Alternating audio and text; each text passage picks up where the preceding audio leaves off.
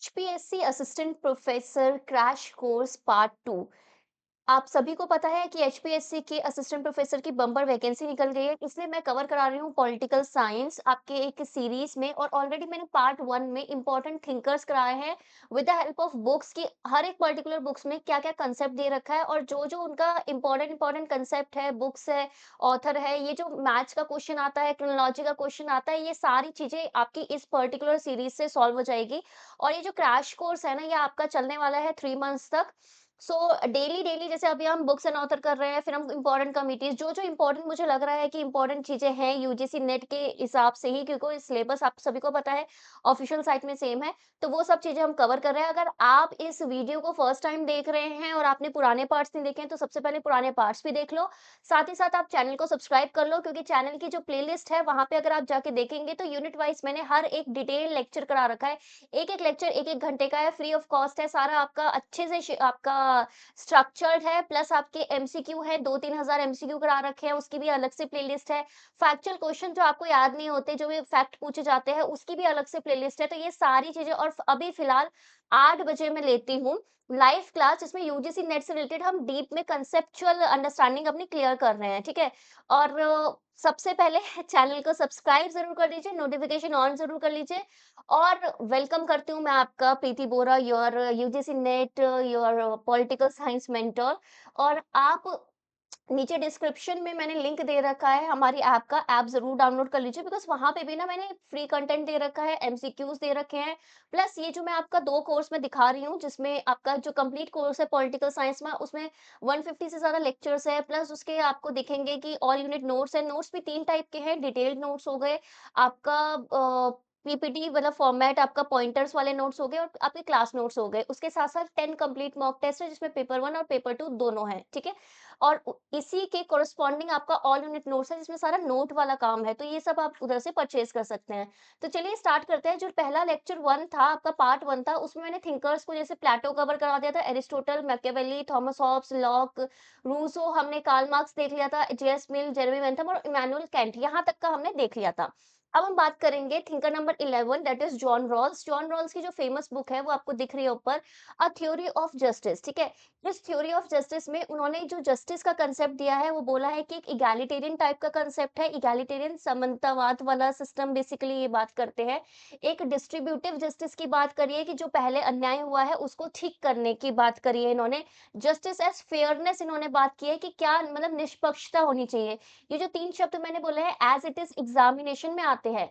और जब इन्होंने ये पूरा अपना कांसेप्ट दिया जस्टिस का, तो उन्होंने बोला कि पहला सोशल इंस्टीट्यूशंस अगर आप बात करोगे ना, तो वो जस्टिस है।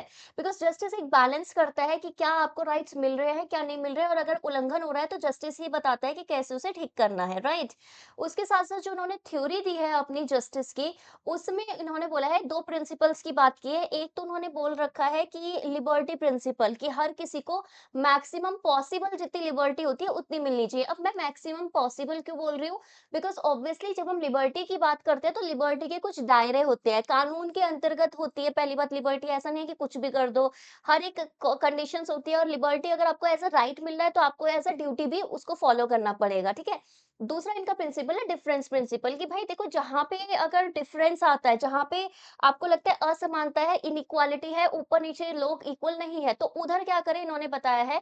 उन्होंने उसमें ए पार्ट में बताया है कि देखो, वैसे तो हम कोशिश करेंगे कि सबको इक्वल अपॉर्च्युनिटी मिले, कि आपका अवसर की समानता हो। अच्छा, अब इन्होंने इसका बी पार्ट में बताया कि अगर बाय चांस असमानता हो रही है, इनइक्वालिटी हो रही है, तो वो इस तरीके से अरेंज की जानी चाहिए कि भी जो आपके लोएस्ट आपके लोग हैं, इन टर्म्स ऑफ आपका सोशल आपका स्टेटस है। सोशल स्टेटस मीन्स कि लोएस्ट प्रिविलेज जो लोग हैं, जिनको सारे बेसिक नीड्स भी नहीं पूरे होने हो रहे, तो उनको लीस्ट एडवांटेजेस जो पीपल हैं, उनको सबसे ज्यादा फायदा होना चाहिए। इस तरीके से अरेंज करो। दैट मीन्स अगर कोई गवर्नमेंट स्कीम आ रही है, पीडीएस डिस्ट्रीब्यूशन आ रहा है, तो आप देखते हो ना कि क्राइटेरिया होता है, कुछ कंडीशन होती है कि अच्छा, इनको कुछ नहीं मिल रहा तो इनको दे, क्योंकि हमारा एज अ होल सबके लिए जस्टिस का मतलब क्या है कि सबके एटलीस्ट बेसिक नीड्स तो पूरी होनी चाहिए।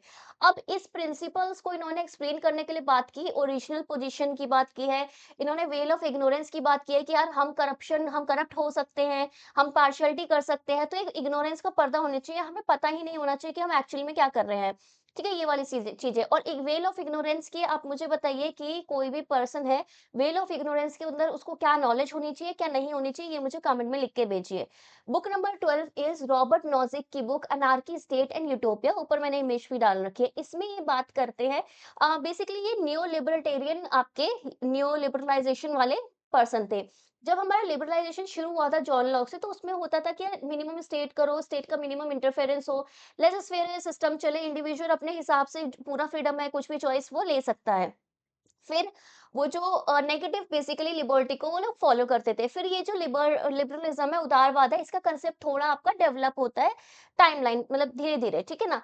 तो पहला जब उसका डेवलप होता है कांसेप्ट तो आ गया कि पॉजिटिव लिबर्टी का कांसेप्ट आ गया कि स्टेट को यार तुम नेगेटिव क्यों देख रहे हो?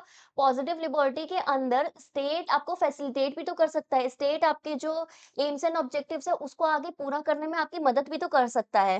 ठीक है? तो स्टेट का इंटरफेरेंस कहीं न कहीं होने लगा based on conditions right? Obviously इसके साथ-साथ प्राइवेट इंडिविडुअलिटी एंड फ्रीडम रहा। देन एक अलग स्फीयर आ जाता है, एक अलग आपका डेवलपमेंट आ जाता है टुवर्ड्स वेलफेयर आपका लिबरलिज्म। तो वेलफेयर में क्या है कि कल्याणवादी आपकी सरकार हो गई कि सारे अगर मतलब स्कीम्स लेके आना लोगों के लिए, कुछ भी चीज़ करनी है तो सारी चीज़ें वो करना स्टेट की रिस्पॉन्सिबिलिटी हो गई। अब जब रॉबर्ट नॉजिक आए उन्होंने बोला कि यार वापस जाओ ना, वो स्टेट अननेसेसरी हमारा ऐसा सिस्टम में हम रह रहे हैं जहाँ पे एलपीजी स्कीम्स बेसिकली इस तरीके का सिस्टम है, तो उस समय स्टेट का इतना ज़्यादा इंटरफेरेंस की ज़रूरत नहीं है। तो इस रोलिंग बैक ऑफ स्टेट वाला जो कांसेप्ट था वो वापस आने लगा, ठीक है? इन्होंने अपनी अनार्की स्टेट एंड यूटोपिया में बोला कि स्टेट क्या है? नेसेसरी इविल किसने बोला है? मुझे ज़रा कमेंट में लिख के बताइए, ठीक है? नेसेसरी इविल स्टेट को किसने बोला है? इन्होंने ही बोला है कि किसी और ने बोला है? वो मुझे बताइए। अब इन्होंने आर्ग्यू किया अगेंस्ट रॉल्स। रॉल्स क्या बात करते थे कि यार इक्वल जस्टिस होगा। इन्होंने बोला नहीं, जस्टिस का मतलब क्या होता है? ठीक है, जस्टिस का मतलब है कि अगर हम कुछ बात कर रहे हैं तो उन्होंने 3 प्रिंसिपल बताए कि जस्ट ट्रांसफर होना चाहिए, जस्ट ओनरशिप होना चाहिए और इन दोनों के अलावा कुछ रेक्टिफिकेशन होना चाहिए। यानी कि जस्टिस का मतलब है कि जो पुराना चीज़ गड़बड़ है, खराब है, उसको सुधारो बस। ऐसा नहीं है कि सब में इक्वालिटी बाँट दो, ठीक है? ये इन्होंने बात की। और मिनिमल स्टेट इंटरवेंशन की ये इस बुक में बात करते हैं और ये जो है ना कि यूटोपिया इन्होंने बोला है कि जैसे आप बोलते हो कि सब परफेक्ट है, perfect equality, this is utopia. तीसरी मोस्ट इम्पोर्टेंट थिंकर है हैना अरेंट जिनका क्वेश्चन अब मैं देख रही हूँ सारे सेट के एग्जाम, सारे नेट के एग्जाम में कितनी भी शिफ्ट में एग्जाम हो रहा हो हैना अरेंट डेफिनेटली आ रहे हैं। और उनकी ये जो बुक है द ह्यूमन कंडीशन वो भी बहुत इंपॉर्टेंट है। इनका एक कंसेप्ट है आपका वर्क लेबर और आपका एक्शन का, ठीक है? वीटा एक्टिवा वाला जो कंसेप्ट है वो आप अच्छे से करके जाना बिकॉज ये एग्जाम के लिए इंपॉर्टेंट है। ये बेसिकली बताते हैं कि कौन से वर्क है जो सब लोग एज़ अ ह्यूमन बीइंग करते हैं, फिर देन कौन से वर्क हैं जो आप अपने प्रोफ़ेशन या अपने स्किल के बेसिस में करते हो, देन आपका इंटरैक्शन के बेसिस में, सोसाइटी के बेसिस में क्या आपका अलग-अलग डिस्टिंक्शंस बताती हैं। बेसिकली ये इन्होंने एक्सप्लोर किया है अपने पूरे वर्क में कि कांसेप्ट ऑफ पावर क्या है, अथॉरिटी क्या है और टोटलिटेरियनिज़्म यानी कि आपका सत्तावाद जो था उसको इन्होंने चैलेंज किया, क्रिटिसाइज़ किया, आलोचना की। उसमें इन्होंने बोला कि टोटलिटेरियन स्टेट क्या करते हैं कि पर्टिकुलरली कुछ-कुछ लोगों के ऊपर क्या कर रहे हैं एक्सप्लॉइटेशन कर रहे हैं। स्पेसिफिकली इन्होंने बात की है जैसे नाज़िज़्म, फ़ासिज़्म वगैरह, नाज़िज़्म पे बेसिकली ज़्यादा, ठीक है? ये सब बात की है। एचमेंट ट्रायल के बारे में के पे बात करी है इन्होंने, ठीक है? इस तरीके से ये बताते हैं, बोलते हैं कि अगर हमें इस सिस्टम से बचना है तो हमें क्या करना चाहिए? एक्टिव पार्टिसिपेशन करना चाहिए, डेमोक्रेसी को ये प्रमोट करती है। प्लस ये बात करती है कि पावर में क्या डिफरेंस है और पावर के मतलब पावर एज़ अ कि आप मोनोपोली यूज़ कर रहे हो, कि एकाधिकार की तरह पावर को यूज़ कर रहे हो। ये पावर आपको जो लीगल बेसिस पे मिली हुई है, जो लोगों ने दी है, उसमें क्या डिफरेंस है, वो इनकी बात करती हैं, ठीक है? ये ध्यान रखना। हैना एरेंट की बुक्स और भी हैं, मुझे बताइए कमेंट में। अच्छा, ह्यूमन कंडीशन जो बुक है, कौन से ईयर में पब्लिश हुई है, ये भी आप मुझे बता रहे हैं कमेंट में। कमेंट में आपको ज़्यादा से ज़्यादा पार्टिसिपेट करना है। तो अभी तक हमने 1, 2, 3 13, 14 था हमारे हैं thinker Antonio Gramsci. Antonio Gramsci का आप सभी को पता है, इन्होंने क्रिटिसाइज किया क्या? Non democratic regime. कौन सा? फासिज्म। अच्छा, तो बेसिकली उस क्रिटिसिज्म के चलते इनको क्या करना पड़ा? इनको जेल में डाल दिया, राइट? अब जेल में रहते हुए इन्होंने जो एक सेट ऑफ एसेस लिखे, इन्होंने अलग अलग जो वर्क लिखे उसका कंपाइलेशन बन के आती है इनकी बुक प्रिजन नोटबुक्स, ठीक है। अब उस प्रिजन नोटबुक्स में इन्होंने जो मेनली कंसेप्ट दिया है वो दिया है कंसेप्ट ऑफ कल्चरल हेजेमनी, कि जो आपके पहले मार्क्स पे इन्होंने पहले बात की, फिर उन्होंने बात करा कि यार अच्छा क्या क्या चीजें, अब अगर मैं बात करूं तो मार्क्स का कंसेप्ट किस तरीके से मैं इसको, अब हम बात कर सकते हैं एक्सप्लॉइटेशन का, ठीक है ना।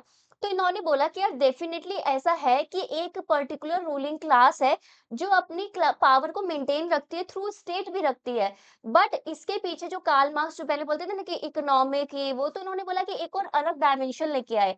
फर्स्ट ऑफ ऑल जिसको नहीं पता उसे थोड़ा-सा मैं एक्सप्लेन कर देती हूँ कि कार्ल मार्क्स ने बेस सुपरस्ट्रक्चर थ्योरी दी थी, जिसमें इन्होंने बोला था कि हर कोई एनालिसिस का जो बेस होता है दैट इज़ आपका इकोनॉमी, और इकोनॉमी डिसाइड करेगी कि आपका सुपरस्ट्रक्चर क्या होगा, यानी कि पॉलिटिक्स क्या होगी, आपकी आइडियोलॉजी क्या होगी, आपका सोशल स्टेटस क्या होगा, ठीक है? ये सब चीज़ें, इनफैक्ट आपकी आइडियोलॉजी, आपका कल्चर क्या होगा। अब ये नया कंसेप्ट लेके आए कि नहीं, ये जो आपका क्लास बन रखी है ना, इसमें जो सुपर स्ट्रक्चर के अंदर आपको एक चीज बताई गई थी ना, कल्चर, ठीक है, कल्चर हो गया, आइडियोलॉजी हो गया, सोसाइटी हो गया, इसका बहुत बड़ा रोल होता है। तो इन्होंने बोला कि ये क्लास आपका पावर मेंटेन कर रही है बिकॉज उसकी कल्चर की हेजेमनी है। तो उन्होंने इस तरीके से एनालाइज किया और उन्होंने बोला कि अगर हर एक क्लास के रेवोल्यूशन का क्या मतलब है, रेवोल्यूशन करके अगर आप इकोनॉमिक बेसिस में चेंज कर रहे हो तो उससे कोई फायदा नहीं होगा। रादर हमें क्या करना चाहिए, हर आपका लीडर्स आपके हर एक क्लास से निकलेंगे, कल्चरल जो उन्होंने एक पर्टिकुलर लाइफ जी होगी, और अपने कल्चर को अगर आप थोड़ा असर्ट करोगे तब जाके आप कहीं ना कहीं एक्सप्लॉइटेटिव सिस्टम से बच सकते हो, ये इन्होंने बात करी है अपने बुक में। अच्छा, एंटोनियो ग्राम्सकी भी बहुत ज्यादा आता है, एंड ग्राम्सियम जो आपका इंटरनेशनल रिलेशन है ना, उसमें भी बहुत ज्यादा आता है, जो कि मैंने 8 बजे वाली जो क्लास है उसमें पढ़ा रखा है, स्ट्रक्चरल मार्क्सिज्म वाला चैप्टर में, ठीक है ना, ये ध्यान रखना। आई थिंक लेक्चर नंबर 4 है। चलो नेक्स्ट। नेक्स्ट आते हैं आपके 15th, फ्रेडरिक एंजल्स ने बेसिकली ये जो बुक है, मैंने आपको जब कार्ल मार्क्स कराया था पार्ट 1 में, उसमें उन्होंने द कम्युनिस्ट मैनिफेस्टो लिखा है। इसमें बेसिकली ये क्या चैलेंज करते हैं, ये चैलेंज करते हैं कि कैपिटलिज्म को, ठीक है, कैपिटलिज्म को एज अ, कि ये जो आइडियोलॉजी है एज अ इम्प्लीमेंटेशन, कैपिटलिज्म कहाँ कहाँ गलत जा रहा है, कैसे कैपिटलिज्म की वजह से एक्सप्लॉइटेशन हो रहा है, उस एक्सप्लॉइटेशन का जो बेस है वो कहीं न कहीं प्रॉपर्टी है, ठीक है? बिकॉज़, और इकोनॉमी है, बिकॉज़ प्रॉपर्टी ओनिंग क्लास जो है, वो क्या है, वो बुर्जुआ है, वो डिसाइड करते हैं, उनके पास मीन्स ऑफ प्रोडक्शन है, फोर्सेस ऑफ प्रोडक्शन है, ठीक है? सारी चीज़ें उनके पास हैं। दैट्स व्हाई वो क्या करते हैं, वो डिसाइड करते हैं कि किस तरीके से आपका स्ट्रक्चर रहेगा, ठीक है? ये इन्होंने बोला है। अब एज़ अ रिज़ल्ट आपके जो बहुत सारे जो मेजॉरिटी पीपल हैं, वो किस कैटेगरी में आ जाते हैं? वो आ जाते हैं प्रोलेटारिएट कैटेगरी में, जिनके पास कोई ओनरशिप नहीं है बट अपना लेबर है जिसको वो इन्वेस्ट करते हैं, उसी के बेसिस पे आपका क्या होता है, वैल्यू क्रिएशन होती है। अब ये बोलते हैं कि यार ये वैल्यू क्रिएशन में जो फाइनली हो जाती है उसमें इनका शेयर नहीं है, ठीक है, बिकॉज स्टेट का इंटरफेरेंस कम है कैपिटलिज्म में। तो ये क्या बात करते हैं, ये बात करते हैं कि किस तरीके से आगे आपका क्लास स्ट्रगल को कैसे हटा सकते हैं, बिकॉज क्लास स्ट्रगल ही आपका जड़ है, किसका, किसका बताओ, दोनों के बीच में, जो भी दो क्लास बनी हुई है उनके बीच में कॉन्फ्लिक्ट का, ठीक है। तो कॉन्फ्लिक्ट का ये, इसको जड़ को हटाना है तो कैसे इनको रेवोल्यूशन करना पड़ेगा, क्या-क्या डिमांड्स है वो सारी इसमें बताते हैं। सो फार हमने 1 2 3 4 5, ठीक है, 5 और करेंगे, देन 10 हम कल करेंगे। 16th book, Frederick नीशे। आजकल हैना अरेंट कंटेम्परेरी थिंकर्स काफी ज्यादा पूछे जा रहे हैं, तो फ्रेडरिक नीशे की बुक है 10 स्पोक ज़राथुस्ट्रा, ज़ेरेथुस्ट्रा, ठीक है, ये इनकी बुक है। इस पर्टिकुलर बुक में इन्होंने क्रिटिसाइज किया है ट्रेडिशनल मोरालिटी को। अगर मैं फ्रेडरिक नीशे की बात करूं तो इन्होंने कंसेप्ट दिया है विल टू पावर, ठीक है। ये बेसिकली चैलेंज करते हैं कि क्या टेक्निकल एडवांसमेंट, मॉडर्निटी, डेवलपमेंट, इन सब की वजह से, ठीक है, इन सब की वजह से क्या एक्चुअली में डेवलपमेंट आ गया, क्या जो मैं पॉलिटिकल साइंस बोल रही हूँ, एक वैल्यू फ्री साइंस बोल रही हूँ, क्या ये एक्चुअली वर्क करता है, या फिर हमें ज़रूरत है वैल्यूज़ की भी, ठीक है? ये इस चीज़ को चैलेंज करते हैं। टेक्नोलॉजी की वजह से, या वैल्यूज़, टेक्नोलॉजी वर्सेस वैल्यूज़ की बात करते हैं। ट्रेडिशनल मोरालिटी जो हम बात कर रहे हैं, क्या अभी वैल्यूज़, जैसे हम बोलते हैं कि हर किसी का नोशन अलग है, अगर मैं डेमोक्रेसी आपको गिनवाऊँ, और डेमोक्रेसी 10 देशों में अलग तरीके की होंगी, अलग लोगों की अलग वैल्यूज़ होगी, तो उसका क्या रेलेवेंस है ये, और उसको वो कैसे पावर का एक हिस्सा है, बेसिकली क्रिटिकल थ्योरीज़ के कॉन्टेक्स्ट में अगर मैं बात करूँ, तो ये उस चीज़ की बात करते हैं, ठीक है? नेक्स्ट 17 एडमंड बर्के बहुत बड़े प्रोपोनेंट है कंजर्वेटिज्म के, ठीक है ना। कल रूढ़िवाद, ठीक है, रूढ़िवाद में एक जो सबसे बड़ी कंफ्यूजन लोगों को वो होती है, वो ये होती है कि ठीक है, ये बात करते हैं कि जो पुराना है उसे प्रिजर्व करके रखना है, ठीक है, और हमें ट्रेडिशन को आगे लेके जाना है, कल्चर को आगे लेके जाना है, बट बहुत सारे लोग कंफ्यूज हो जाते हैं, उनको लगता है कि ये लोग जो हैं वो प्राइवेट प्रॉपर्टी को सपोर्ट नहीं करते होंगे, बल्कि उल्टा है, ये प्राइवेट प्रॉपर्टी को भी सपोर्ट करते हैं।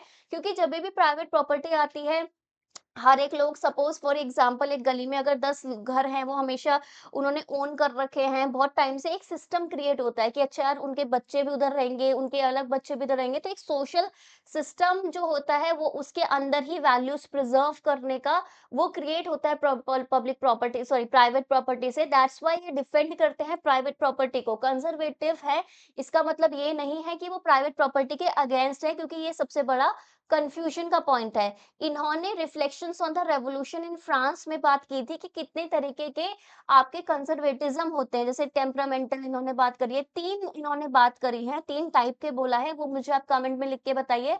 और मैंने ऑलरेडी, अगर आपको नहीं पता है तो पॉलिटिकल थ्योरी का ऑलरेडी मैंने डिटेल्ड लेक्चर्स 2 बार करा रखे हैं। एक तो डिटेल लेक्चर है हर एक टॉपिक में 1-1 डेढ़-डेढ़ घंटे के, और एक है शॉर्ट लेक्चर जिसमें 15-20 मिनट में कांसेप्ट बता रखा है। दोनों हमारे प्लेलिस्ट सेक्शन में है और मैं डिस्क्रिप्शन में भी डाल दूँगी, तो वहाँ से ज़रूर देख लेना, ठीक है? जिसको भी कन्फ्यूजन है, ठीक है? ट्रेडिशन का ग्रेजुअल धीरे-धीरे चेंज का क्या मतलब है, ये इस चीज़ को बताते हैं। नेक्स्ट आते हैं आपके पास हर्बर्ट मार्क्यूस, ठीक है? हर्बर्ट मार्क्यूस की मैं बात करूँ, ये अगर आप इंटरनेशनल रिलेशन में बोलोगे तो ये क्रिटिकल थ्योरिस्ट हैं, ठीक है? जनरेशन 1 के क्रिटिकल थ्योरिस्ट हैं, जो फ्रैंकफर्ट स्कूल के 2 जनरेशन होंगे, आपको पता होना चाहिए। इनकी जो इम्पोर्टेंट बुक है वो है वन डायमेंशनल मैन सॉरी, जिसमें इन्होंने बात करी है कि कंज्यूमरिज्म हो रहा है। ये इधर लिखा नहीं हुआ, मैं बता रही हूँ। इन्होंने बोला है कि हर एक इंसान के जितने इतने मल्टीपल रियलिटीज़ हो सकती है, मल्टीपल पर्सपेक्टिव हो सकते हैं, मल्टीपल उसका पॉइंट ऑफ व्यू हो सकता है, मल्टीपल ज़िंदगी जीने का तरीका हो सकता है, उसके लिए मल्टीपल ट्रुथ हो सकते हैं। बिकॉज़ आप सिर्फ़ एक ऐसा नहीं हो कि सिर्फ़ आप एचपीएससी असिस्टेंट प्रोफ़ेसर की तैयारी कर रहे हो, आप पीजीटी की भी कर सकते रहे होगे साथ-साथ। यूपीएससी में भी आपका ऑप्शनल पीएसआईआर होगा, यूजीसी नेट भी कर रहे होगे, सेट भी देख रहे होगे, असिस्टेंट प्रोफेसर सिर्फ हरियाणा नहीं और भी आपके स्टेट्स में आप देख रहे होगे, ठीक है? ये सब कर रहे हो ना? तो अगर मैं आपको सिर्फ एकदम बाँध दूँ कि यार आप सिर्फ एचपीएससी असिस्टेंट प्रोफेसर एग्ज़ाम की तैयारी करोगे, तो यार असिस्टेंट प्रोफेसर की वैकेंसी काफ़ी सालों में थोड़ा निकलती है, तो क्या आप इतने सालों तक रुके रहोगे? नहीं। तो ऐसे ही इन्होंने बोला कि जो कैपिटलिस्ट सोसाइटी है, इन्होंने किसको क्रिटिसाइज़ किया है? कैपिटलिस्ट सोसाइटी है, उसने एक क्राइम किया है कि आपकी फ़ॉल्स नीड क्रिएट की है। ठीक है? आपकी फ़ॉल्स नीड क्रिएट की है, आपको बताया है कि अगर आपको खुश होना है या आपको कुछ अचीव करना है, तो वो कैसे होगा कि यार अगर मैंने आईफ़ोन ले लिया, ठीक है? मैं खुश कब होंगी? यार अगर मेरे पास आईफ़ोन है, मेरे को और कोई फ़ोन ही नहीं चाहिए, मुझे आईफ़ोन ही चाहिए, ठीक है? हर कोई ऐसे कर रहा है ना आजकल। हाँ, हो सकता है कि कई पर्सन की नीड हो, जैसे कि अगर मैं हूँ, तो मुझे वीडियो क्रिएशन करना होता है, तो ऑब्वियसली मेरी नीड है, बट उससे पहले जब मैं नहीं करती थी, तभी भी मेरे पास था, ठीक है? वो मेरा अपना पॉइंट ऑफ व्यू है। तो ये बोलते हैं कि हर एक इंसान की जो हैप्पीनेस है, मेज़रमेंट ऑफ हैप्पीनेस है एंड मेज़रमेंट ऑफ लिबर्टी है, लिबर्टी जो अपने आप में राइट है, वो इन पैरामीटर्स के अंदर बाँट दिया है कि कौन कितना बड़ा कंज्यूमर है, किसके पास कितनी कमोडिटीज़ है। तो ये क्राइम किया है कैपिटलिस्ट सोसाइटी ने, ठीक है? ऐसा ये बोलते हैं, इसलिए बात करते हैं वन डायमेंशन ऑफ मेन की, राइट? अंडरस्टूड?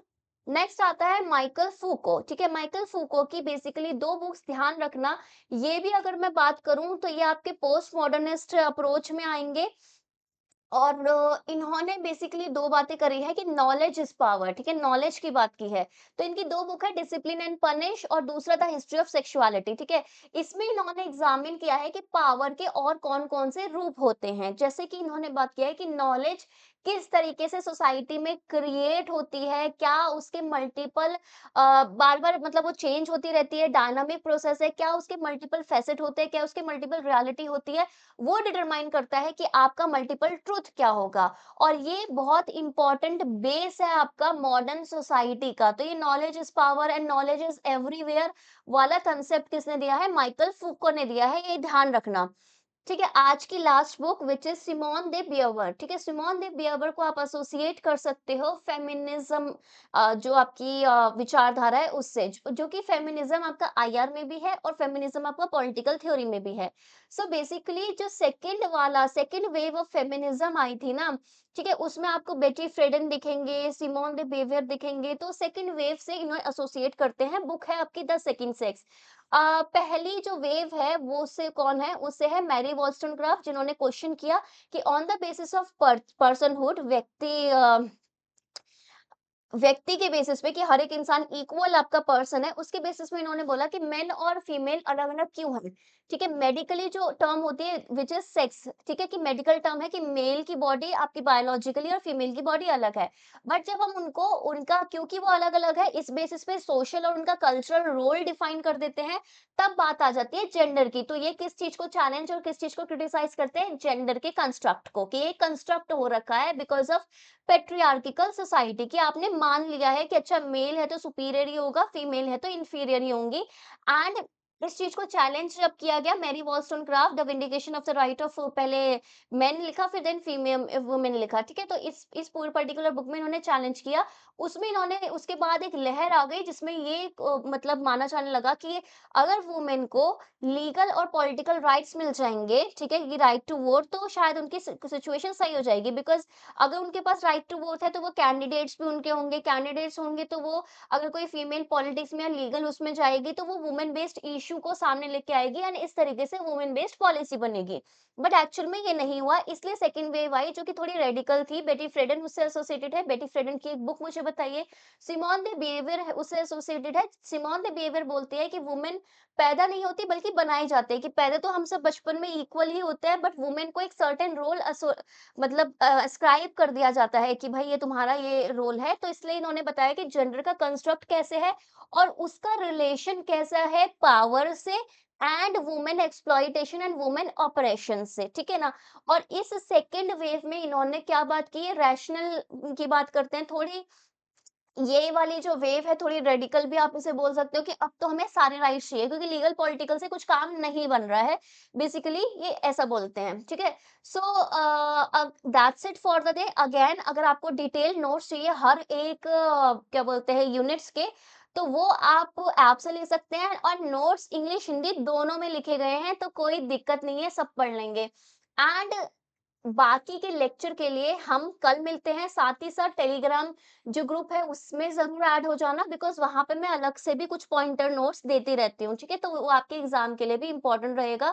साथ ही साथ हम बात भी कर लेंगे कि असिस्टेंट प्रोफ़ेसर का इंटरव्यू कैसे देते हैं, बिकॉज़ बीइंग एसआरएफ जो कि अभी पीएचडी कर रहे हैं, मेरे को खुद एक्सपीरियंस है डीयू के इंटरव्यूज़ का इन सब का, ठीक है? तो ये ध्यान रखना, ठीक है? I will help you. जो भी आपकी क्वेरी है आप कमेंट सेक्शन में लिख दीजिए और मुझे बता दीजिए कि इसके अलावा आपको कौन-कौन से टॉपिक्स पढ़ने हैं, ठीक है? को टॉपिक्स बता दो कि भई मेरे को ये नहीं आ रहा तो ये आप करवा दो, तो वो मैं प्रायोरिटी बेसिस में आपके लिए करा दूँगी।